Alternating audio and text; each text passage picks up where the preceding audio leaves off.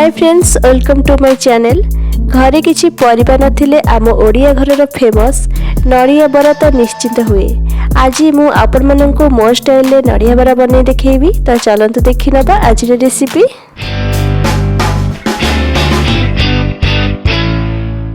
तो प्रथमे मु एठी गोटे नड़िया को कोरी नेछि। ध्यान रखिबे नड़िया अति सुखिला होई नथिबो। तो नड़िया जेतिकी तार हाफ अरुआ चाउल को गोटे घंटा पाखापाखि बतुरे नहीं। एबे नड़िया आउ चाउल को गोटे ग्राइंडर रे दे दबा।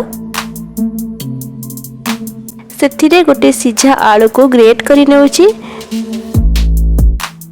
दुईटी सुखिला लंका, गोटे चमच जीरा, किछि रसुण दे प्रथमे पानी न दे ग्राइंडिंग करी नेबा। तापर सेथिरे गोटे चमच पाखापाखि पानी देबा। ध्यान रखिबे पानी बेसी देबेनी, जेते कम पारिबे पानी देबे। सेथिरे गोटे चमच काश्मीरी लंका गुंड, स्वाद अनुसार लूण दे गोळै नबा। देखंतु एमती बांधी हेउथिबो। तापर गोटे पैन रे अल्प रिफाइन तेल दे गरम करिबा। एबे आमे बरा बनेबा। गैस रो फ्लेम मीडियम रे रखी दुई पट साइड गोल्डन हेबा पर्यंत सेकी नबा।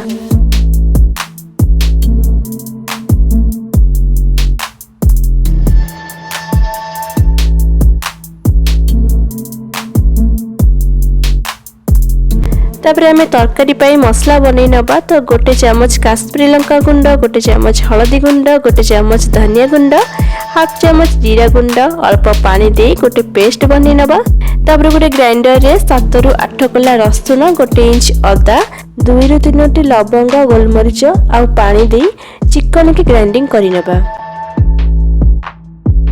गोटे मीडियम साइज रो टमाटो को भी पेस्ट करि नबा। एबे जीवा आमे तरकारी बनेबा।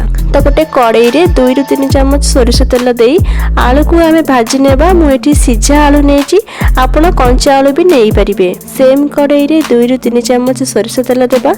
सेतिरे तेजपत्र, लवंग, गोलमरिच, दालचीनी को तेल रे भाजी नेबा। एबे सेतिरे गोटे चमच जीरा देबा।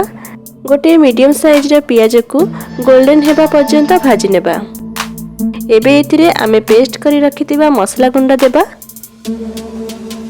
अल्प पानी दे गोळै दबा।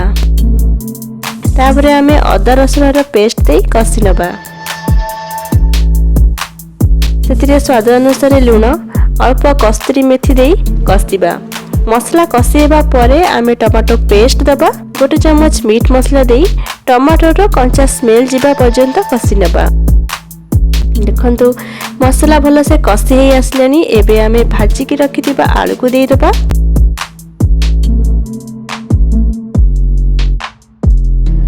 आवश्यक ठू टिके अधिका पानी दे फुटै नबा।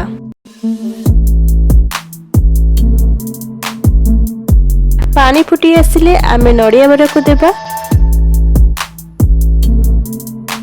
अल्प धनिया पत्र आ गोटे चमच गरम मसला दे अल्प समय फुटै नबा। नड़िया बरा पानी सोक करिवो, तो सेथि पई जेतिकी ग्रेवी रखिबे ता थारु टिके अधिका पानी देबे। तो एबे हमर अति स्वादिया नड़िया बरार तरकारी प्रस्तुत हो गला। एबे आमे सर्व करि नेबा। जेहेतु आपण माने ओडिया, तो आपणक घरे निश्चिंत नड़िया बरार तरकारी बनेइथिबो। तो आज एही नड़िया बरार तरकारी रेसिपी आपनको केमिति लागिला मते कमेंट रे निश्चित जणाइबे। आ आपण माने केउ जगह मो वीडियो को देखुचंती प्लीज जणाइबे। तो वीडियो भल लागिले लाइक, शेयर आ चैनल को सब्सक्राइब करबा को भूलिबेनी। तो पुणी आसीबी आ गोटे नुवा रेसिपी नै। रहउची, धन्यवाद। जय जगन्नाथ।